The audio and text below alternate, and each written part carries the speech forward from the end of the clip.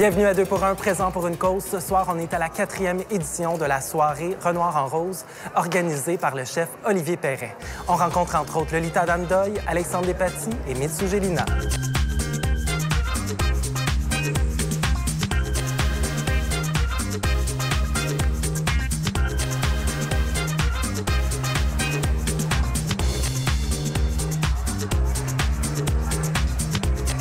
On est très content que vous soyez ici pour la 4e édition de Renoir en rose. On a une super belle soirée qui s'en vient devant nous, des super prix à gagner. Donc, ceux qui connaissent bien l'événement savent qu'on a toute une soirée devant nous.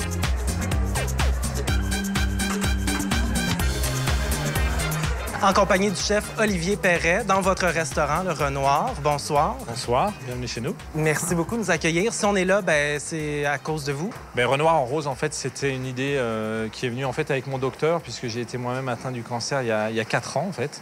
Et c'était pour, on va dire, célébrer le retour au travail 1 an après, pour remercier les médecins, pour remercier les fondations, pour remercier un peu tout le monde d'être de retour au travail. Vous êtes originaire de la Bourgogne, une région en France. Vous avez voyagé. Je suis arrivé en 2011, j'arrivais de Washington, donc j'ai pris la place de chef exécutif au Sofitel et au Renoir. Et c'est ça, donc en 2012, malheureusement, je suis tombé malade, leucémie, et j'ai fait 6 mois de chimiothérapie. Et je suis revenu au travail en 2013, et depuis 2013, j'ai repris le travail avec mon équipe, une équipe qui est extraordinaire, qui me soutient en fait tous les jours. Et c'est ça, je me suis impliqué un peu sur Montréal au niveau des fondations, avec les fondations du cancer, avec la tablée, avec les écoles, enfin avec beaucoup de choses. Je pense que l'arrêt, le 6 mois d'arrêt à la maison, être malade, penser à tout ça, ça m'a permis aussi d'ouvrir un petit peu les yeux et puis de penser un petit peu aux autres. L'événement est associé, entre autres, avec Fondation du cancer du sein du Québec et Fondation des Cèdres. Fondation des Cèdres, c'est pas votre première association avec eux. Moi, j'ai été hospitalisé donc en 2012 à l'hôpital Glenn, donc enfin l'ancien hôpital McGill qui est à côté. Donc en fait, j'ai été directement en contact par mon oncologue qui m'a dit, à la fin de mon cancer, j'ai dit j'aimerais bien remercier ou aider la fondation de l'hôpital. Puis il m'a montré la porte, il m'a dit là tu peux aller frapper à la porte puis on verra. Puis effectivement c'est ce qui s'est passé. Et puis depuis, ça fait 3 ans qu'on travaille ensemble, donc sur les grosses levées de fonds. Et depuis décembre, en fait, je suis passé ambassadeur de la fondation pour justement aller passer le message, justement essayer de les aider de la meilleure manière que je puisse. On m'a présenté les gens de la Fondation des Cèdres. Une ancienne collègue. J'ai connu la Fondation des Cèdres grâce à une ancienne coéquipière qui, elle, malheureusement, a perdu son frère à 26 ans d'une tumeur au cerveau. Un homme brillant, un homme intelligent, sportif. Donc, elle m'a demandé si je pouvais prendre part à un événement, évidemment, en l'honneur de son frère. J'ai dit avec plaisir. Et c'est là que j'ai rencontré les gens de la Fondation des Cèdres. Puis avec le temps, c'est devenu une partie de mon cœur. Je pense que on gère beaucoup des gens qui ont le cancer avec la Fondation des Cèdres, avec en plus d'autres choses, évidemment, mais le cancer, ça nous touche tout le monde. Puis ce soir, cet événement-là qui est combiné avec la Fondation du cancer du sein, que je trouve aussi qui est très, très importante. On a tous une maman ou une sœur qui pourrait être affectée par ça. Donc, d'être ici 10 ans plus tard encore pour la Fondation des Cèdres, ça me fait le plus chaud au cœur. Puis quand le téléphone sonne, si je suis disponible, je veux être là parce que c'est vraiment c'est quelque chose qui me touche vraiment à cœur.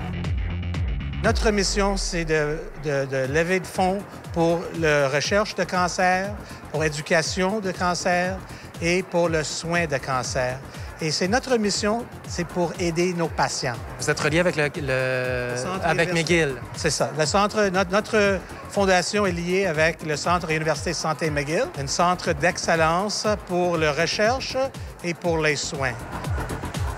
On a des grands événements comme Alexandre Despatie est notre ambassadeur avec Anthony Calvillo, l'ancien quarterback des Alouettes, pour notre grand événement le mois de septembre, un festival des courses de bateaux dragons.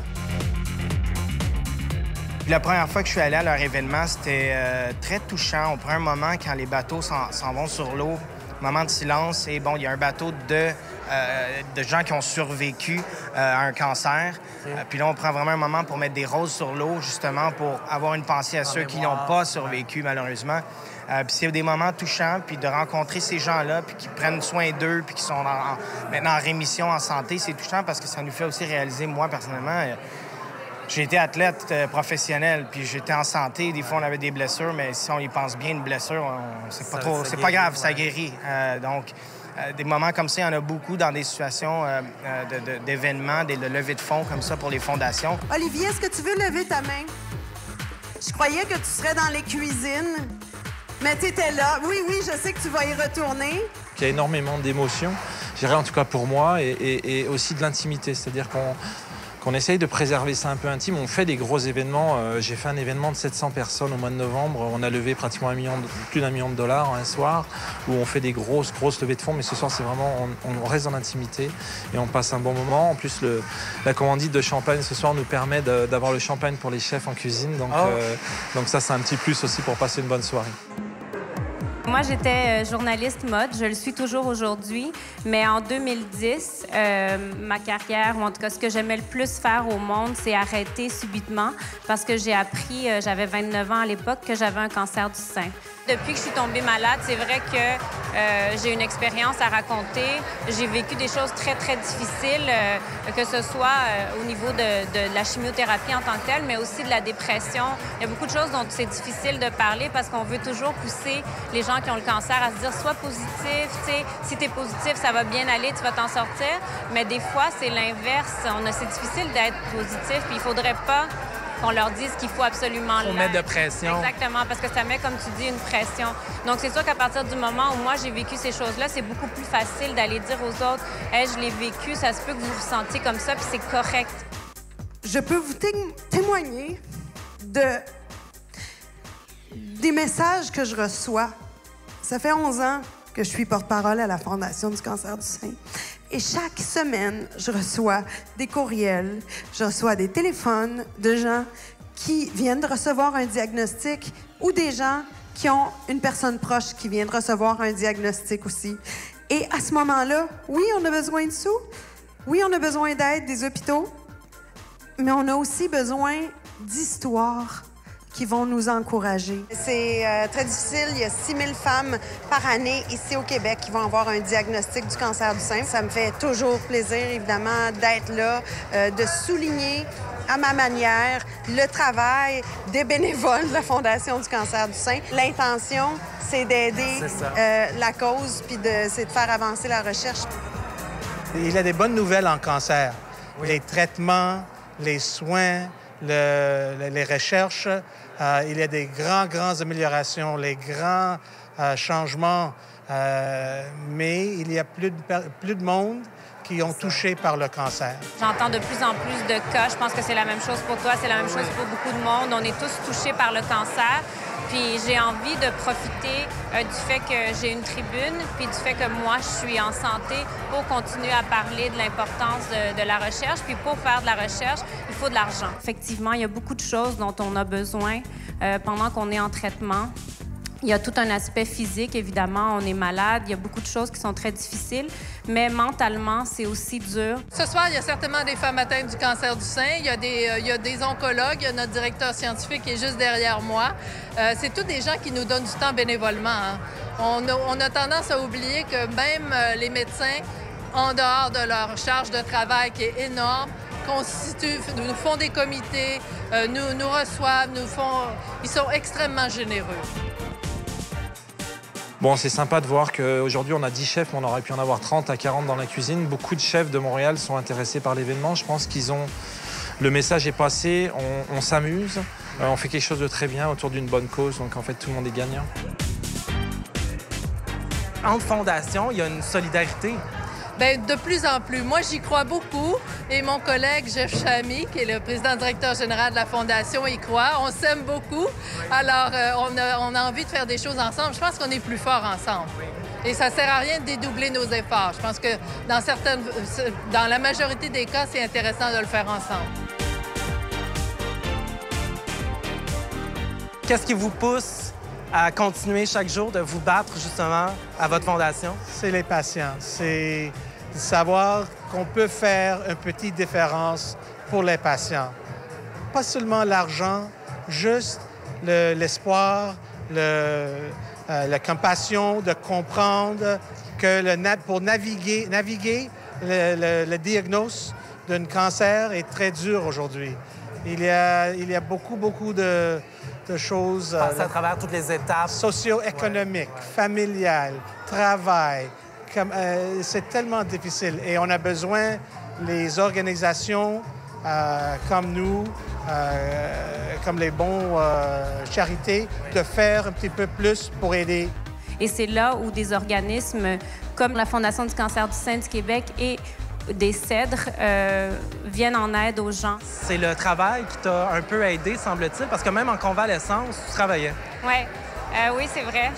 T'es bon de savoir ça, mais c'est vrai, j'ai toujours adoré ce que je fais. Moi, ça fait depuis que j'ai 13 ans que je veux être journaliste mode. J'ai toujours voulu ça. Puis quand je suis tombée malade, une de mes plus grandes tristesses, à part perdre mes cheveux, c'est avant de savoir tout ce que ça allait impliquer, c'était de devoir arrêter de travailler. Donc, je me suis beaucoup retournée vers l'espoir de recommencer à travailler pendant que j'étais malade. Puis dès que je me sentais un tout petit peu mieux, bien, je sortais, je faisais des street style, donc des photos de gens dans la rue qui ont des looks intéressants. Puis c'était les moments peut-être où j'étais le mieux.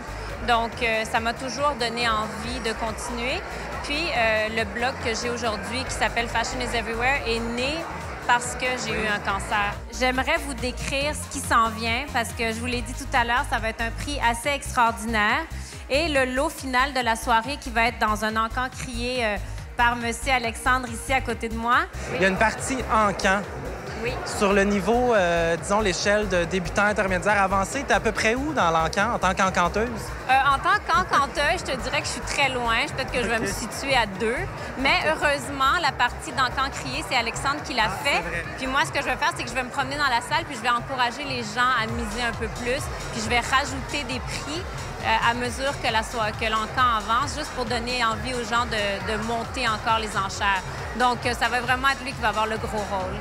Là, je le sais, c'est drôle parce qu'en plein milieu de la description du prix, là, soudainement, on a eu l'attention de beaucoup plus de gens dans la salle. Les gens sont très conscients que les fonds vont à 100 pour les organismes, ce soir la Fondation des Cèdres et évidemment la Fondation du cancer du sein du Québec. Et là, est-ce que tu as des atouts dans ta poche, des arguments, si ça va pas au prix que tu veux, un ancien speedo, je sais pas? Non, ça, non. Tu sais, des fois, dépendant des lots, c'est ça, c'est la compagnie. Écoutez, je vais y aller à votre souper avec vous. Puis OK, ça tu rajoutes de la plus-value. Ça peut fonctionner. Ou bien, s'il y a des messieurs qui font des... Tu sais, souvent, on voit les messieurs qui regardent leurs femmes à côté pour voir je vais-tu pas. Puis c'est le fun de les ramener à l'ordre, tu sais. Voyons, pourquoi tu regardes... Ou le contraire, madame, pourquoi vous regardez votre mari? C'est vous qui prenez la décision. Allez-y, tu sais. On vous rappelle que l'encan silencieux est encore valide pour une autre heure environ. Donc, allez voir ça. Il y a des super beaux prix à pouvoir ramasser là aussi. Et on vous souhaite un bon appétit. Le plat principal s'en vient. Si vous prenez le temps d'aller voir la relève, d'aller dans les écoles, est-ce que depuis votre cancer, votre discours a un peu changé? Est-ce que votre approche est différente quand vous allez voir les jeunes? Est-ce que vous avez intégré ça à vos visites? Ben, c'est sûr que après un cancer, en général, on voit un nutritionniste, donc on apprend à manger. Parce que, enfin, dans mon cas, pour un chef, c'est surprenant, mais quelque part, j'ai pas appris à manger bien moi-même. Cordonnier mal chaussé un peu? Oui, exactement. Donc, réapprendre à bien passer un bon petit déjeuner, réapprendre à manger des bons produits, manger suffisamment de légumes, de fruits dans la journée, des céréales, du yogourt, des choses comme ça. Donc, c'est vrai que j'ai réappris tout ça avec des très bonnes nutritionnistes qui m'ont beaucoup aidé. Donc, c'est sûr que mon message dans les écoles, avec les jeunes ou même avec mon équipe, mon équipe qui m'entoure ici tous les jours, je partage aussi le message de attention, mangez, asseyez-vous pour manger, mangez des légumes, mangez moins de gras, des choses comme ça. Donc c'est sûr que mon message a complètement changé. Très bon ambassadeur, chef Olivier Perret. Merci beaucoup. Plaisir. Profitez de la soirée. Je sais que ça va être une grosse soirée, mais tentez d'en profiter un peu. Et peut-être, et pour ne pas dire sûrement, à l'année prochaine, pour une 5e édition. Merci beaucoup. Bonne soirée. Merci.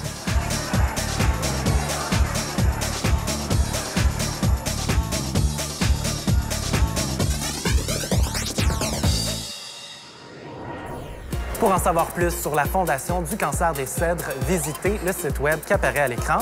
Et pour tout savoir sur l'émission et sur nos invités, suivez-nous sur Facebook. Merci beaucoup d'avoir été des nôtres et à bientôt. Est-ce que, parce que c'est quand même beaucoup de travail, ça vous prend combien de temps après à vous dire « je vais recommencer l'année prochaine » ? Oui, c'est vrai qu'à chaque année, je me dis toujours c'est peut-être la dernière. Ouais. Et c'est sûr que le feeling est extraordinaire, où on a un support. Je reçois des textos, des gens qui n'ont pas pu venir, qui m'envoient des textos toute la journée pour me dire passe une bonne soirée et tout ça. Donc c'est sûr que c'est des moments où on a le soutien d'un peu tout le monde autour de cette cause-là. Et ça c'est apprécié. C'est sûr qu'on a envie de recommencer.